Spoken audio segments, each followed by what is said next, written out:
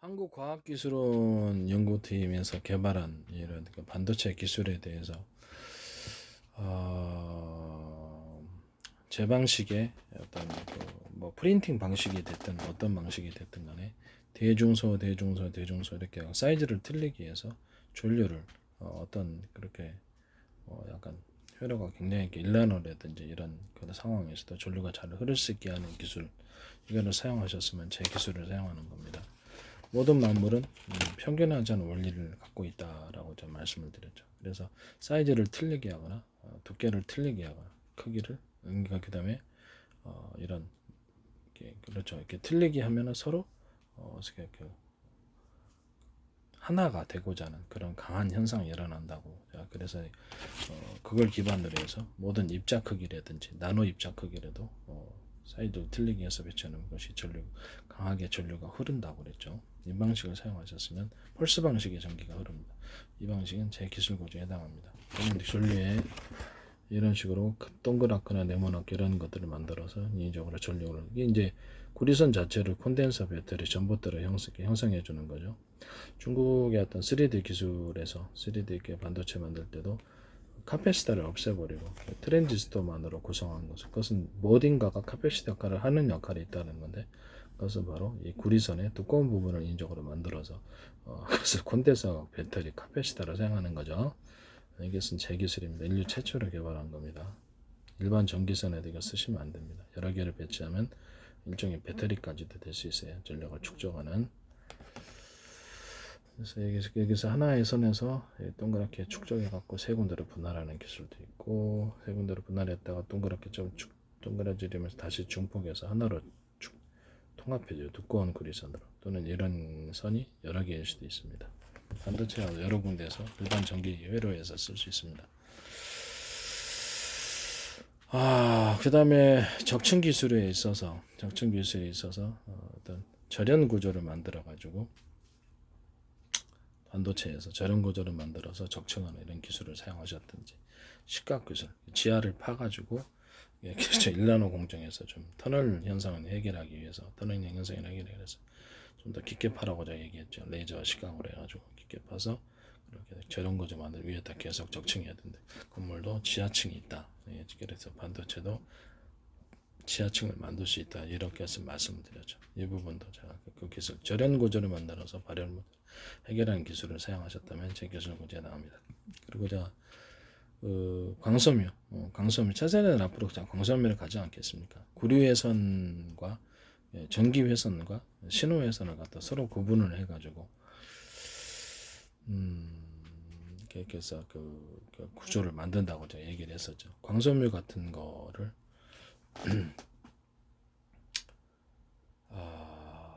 그러니까 가령 이런 기술이 되겠습니다.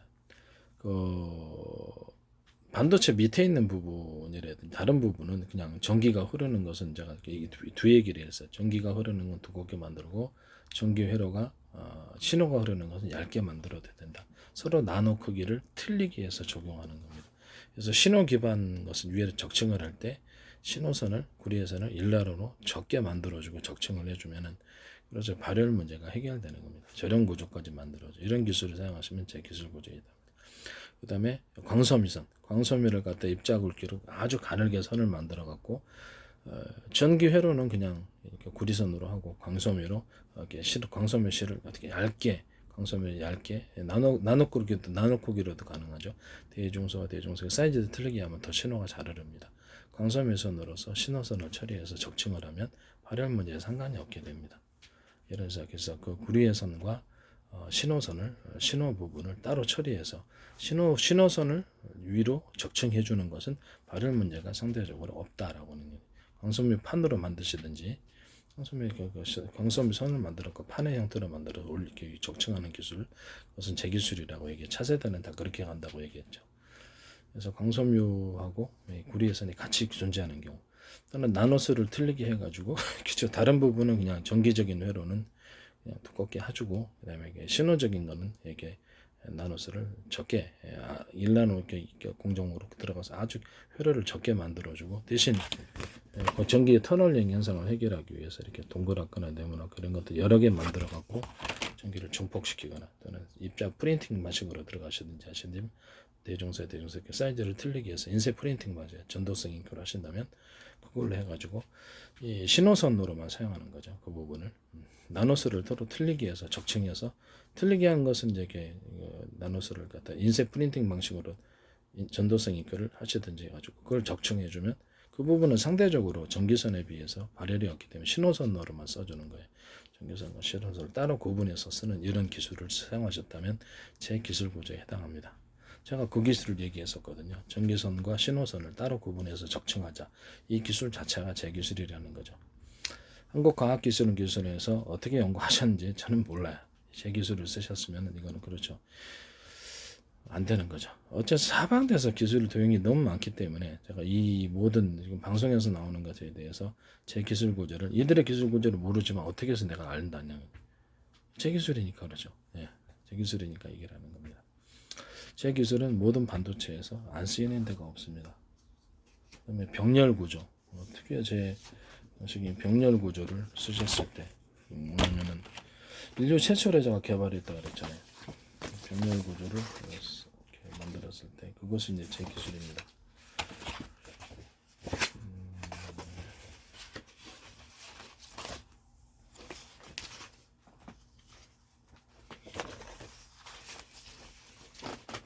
제가 인류 최초로 특유의 병렬 구조를 만들었는데 현재 있는 이 리튬이온 배터리를 8개로 만들어주고 뭐 몇 개를 만드시는지 알아서 하세요. 하나하나 격벽 처리해주고 그래서 이상 발열이 일어나면 비상 경고등 들어오고 여기만 단락을 시키고 산소까지 차단시켜서 화재가 안 일어나게 만들어줍니다. 그래서 겨울철 온도로 인한 배터리 저하도 막을 수 있고요. 그 격벽 안에 있으니까 외부 환경에 상대적으로 그렇죠. 좀 덜 영향을 받죠.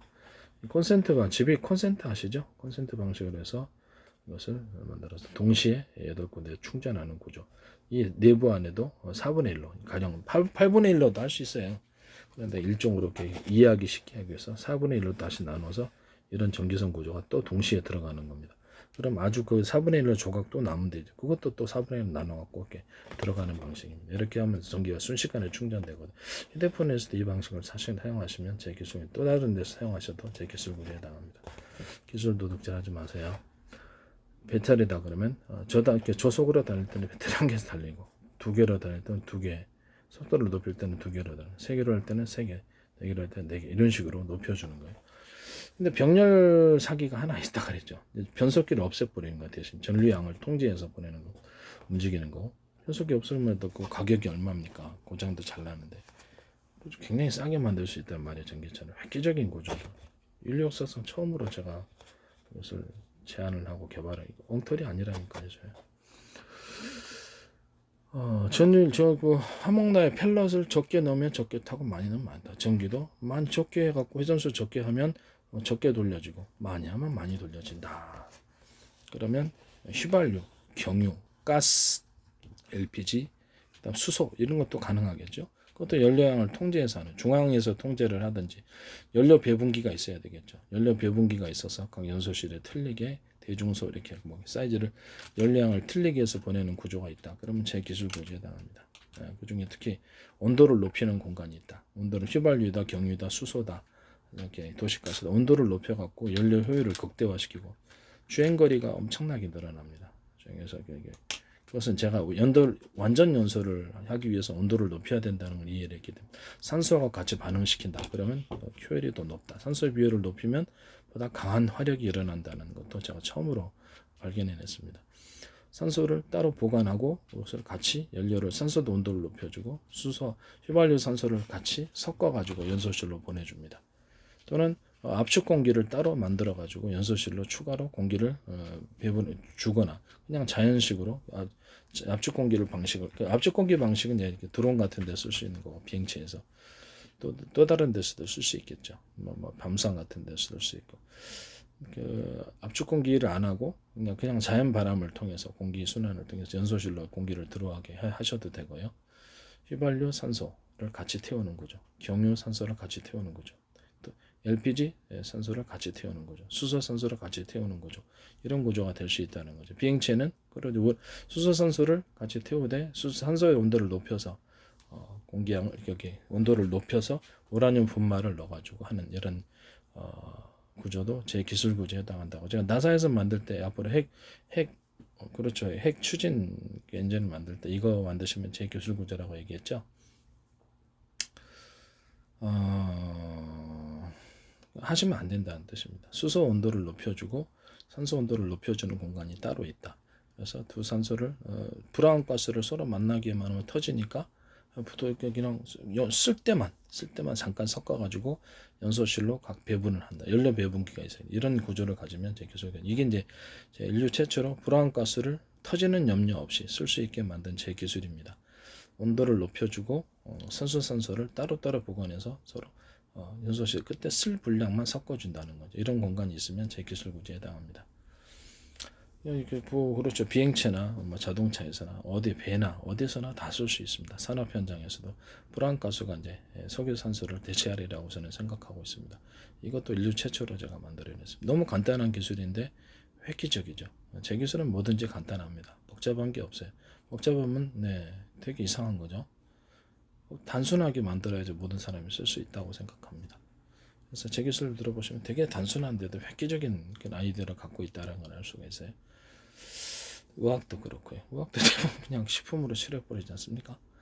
드라이기로 칠해버린다든지 유한낙스하고 베이킹소다, 그 다음에 유한낙스하고 가산화 베이킹소다로 피부병 다 칠해버린다든지 사과시추로 중치균 칠해한다든지 뭐 이런 거 대부분 다 그렇습니다. 유한낙스 뚜러뽕으로 화장품 여러 생한데 됐어요. 그걸로 이제 이렇게 등등등.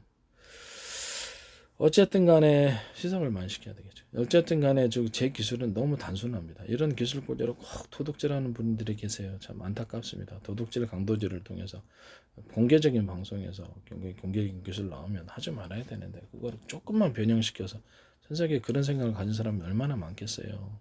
똑같은 기술 똑같이 들었으면 참 이해가 저로서는 이해가 안 가는 측면이 있습니다. 이 기술 구조를 설명하겠습니다. 배터리가 왜 여러 군데에서 이렇게 쓰는데도 똑같이 100이냐? 기존의 병렬 구조는 똑같았어요. 이렇게 다 과학적인 사기다. 이건 뭐 때문에 그런 사기를 쳤는지 모르겠는데 무지해서 그런가? 전기선을 2개는 늘리면 이게 100씩에서 들어온다. 전기선 하나 100을 수용할 수 있다고 생각합시다. 그럼 배터리 2개에서도 200이 들어와야 되는데 똑같이 100이야. 병렬이 현재 있는 병렬 방식은. 그래서 제가 인류 최초로 새로운 병렬 방식을 개발했다 그랬죠. 인류 최초로 제가 개발한 겁니다. 이거를 전기선을 똑같은 굵기라면 2개로 늘리자. 그럼 수용 구조가 자동차를 기존 8차선으로 늘려서 전기를 많이 수용할 수 있게 만들어줘요. 정체가 되니까 100밖에 수용을 못하니까 전기선이. 그럼 두 군데서 200을 수용해야 되는데 기다려야 되잖아요. 정체. 그러니까 현재 있는 병렬 구조가 사기라는 이유가 똑같은 전기가 흐르다니 무슨 사기야.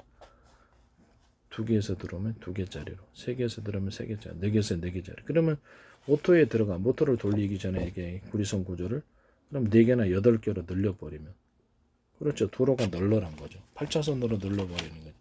사방 좁은 도로에서 들어오는 차들을 다 수용하고 사방 좁은 전기선을 통해서 들어오는 전기를 다 수용할 수 있는 구조를 만들어주는 거죠.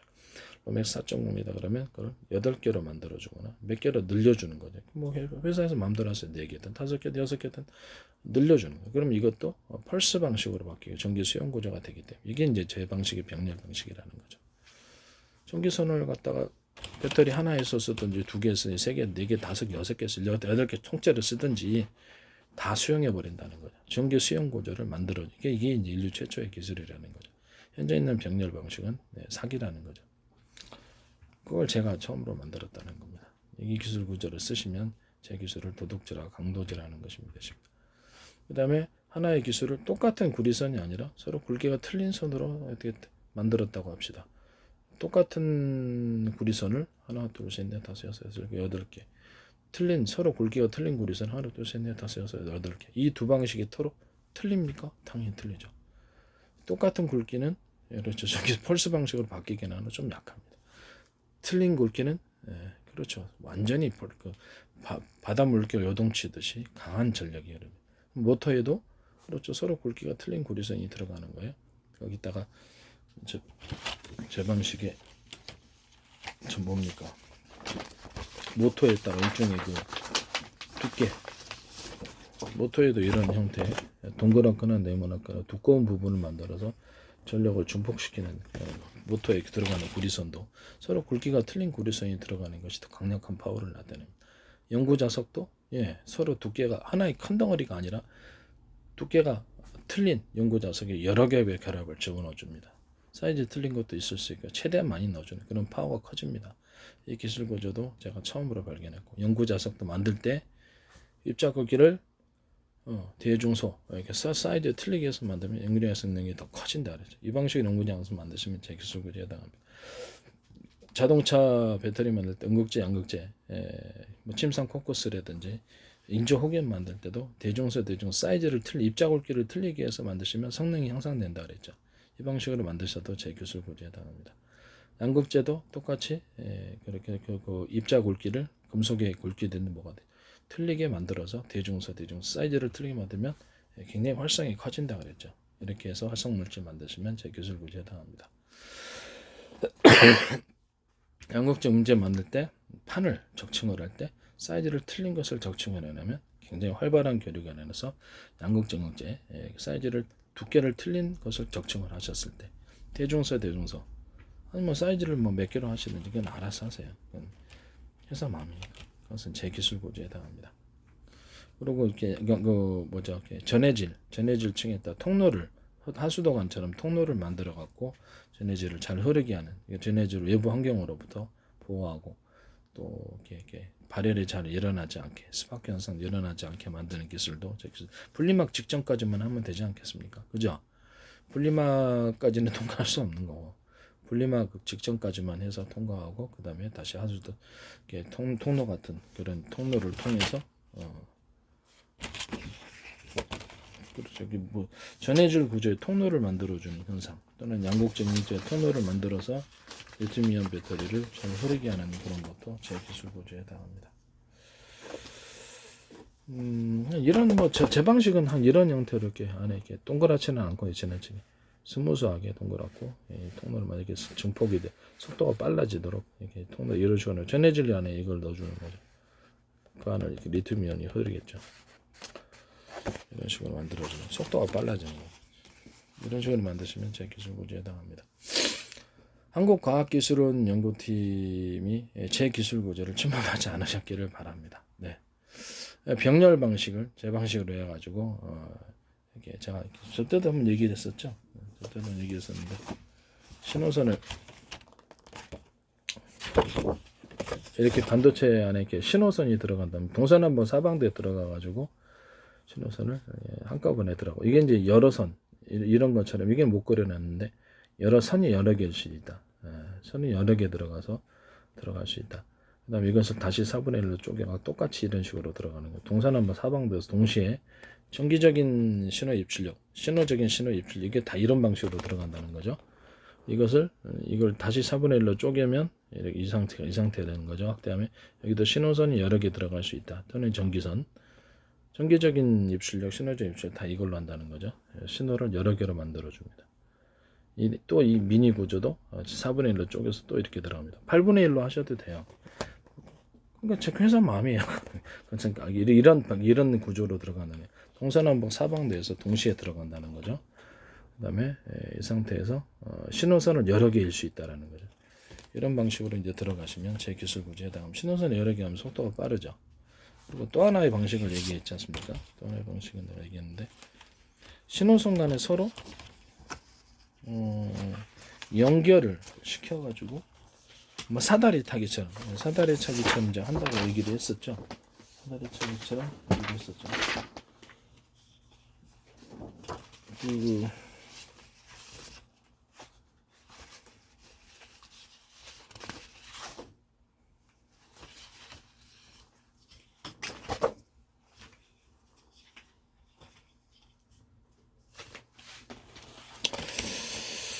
사다리 타기처럼 하는데 여기 어디로 갔나?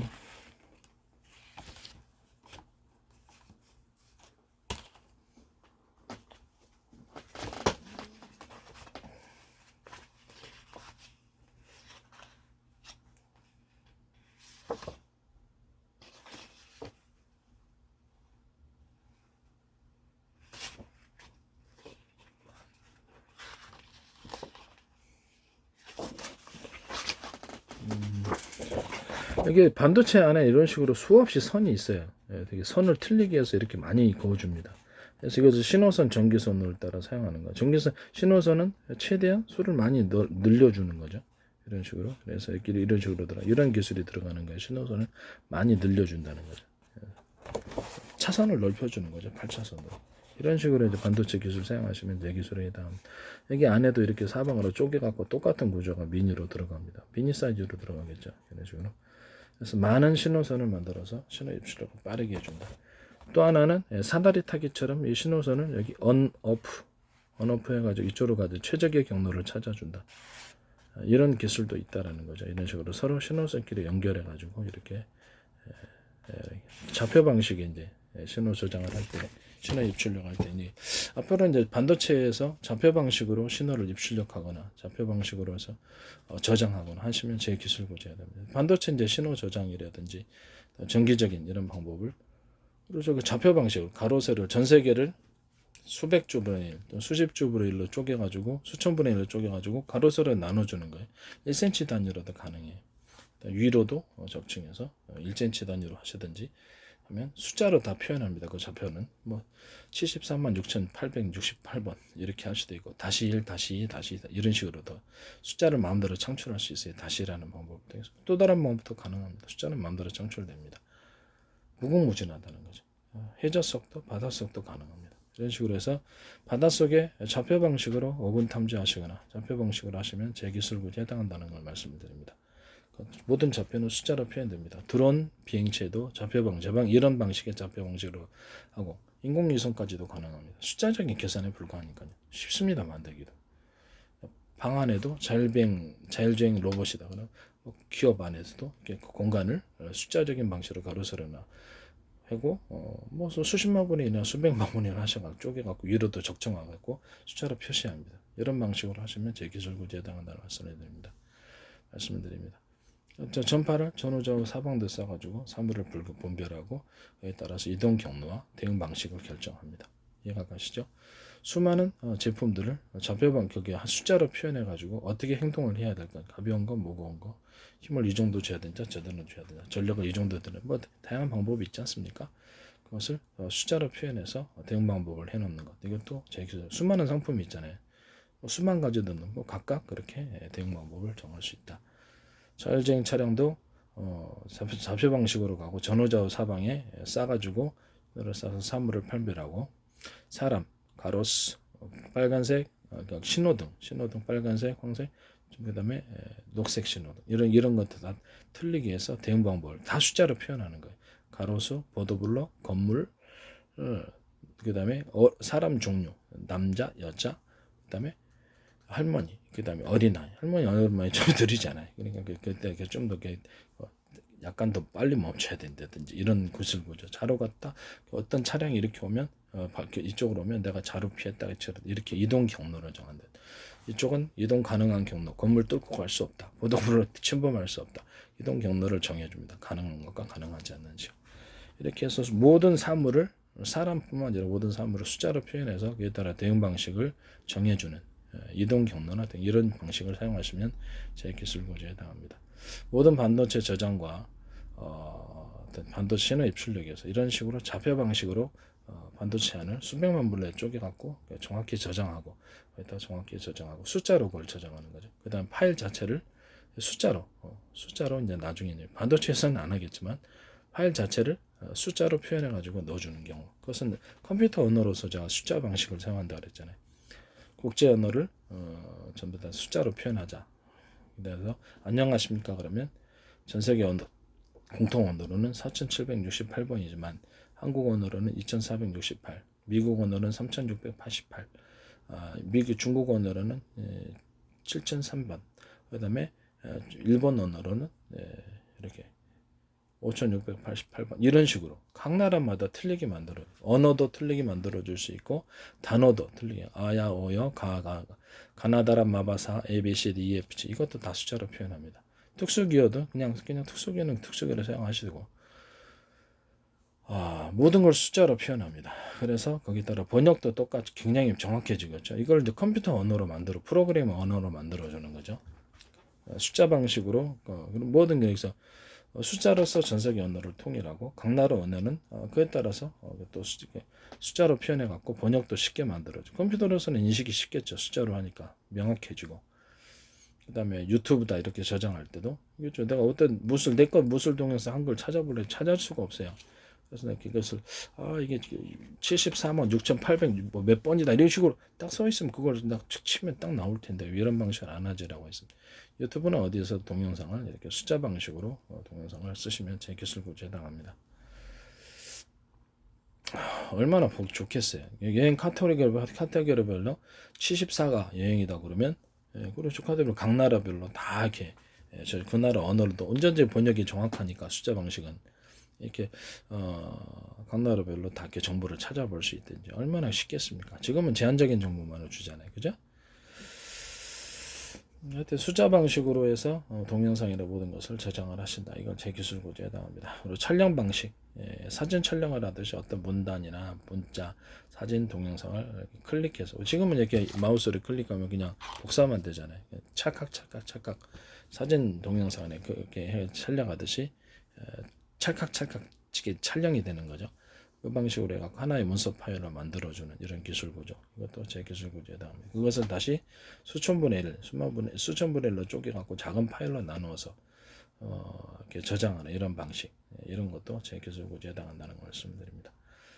어쨌든 숫자 방식으로 해서 컴퓨터에 저장을 해준다. 숫자 좌표 방식으로 해서 가로 세로 나눠가지고 정보 입출력 한다. 그것은 제 기술 구조에 해당하게 되겠습니다. 기술 도둑질 하지 마시라고 다시 한번 말씀을 드립니다. 정당하게 사서 권리를 획벌을 하시고 그러고 하시길 자신들이 연구해서 하세요. 제 거 쓰기 싫으면 꼭 써야만 한다면 그렇죠. 정상적으로 지금 그 ARM도 자기 지적재산권 발표하고 기술료 받잖아요. 저도 똑같습니다. 도둑질 하지 마십시오.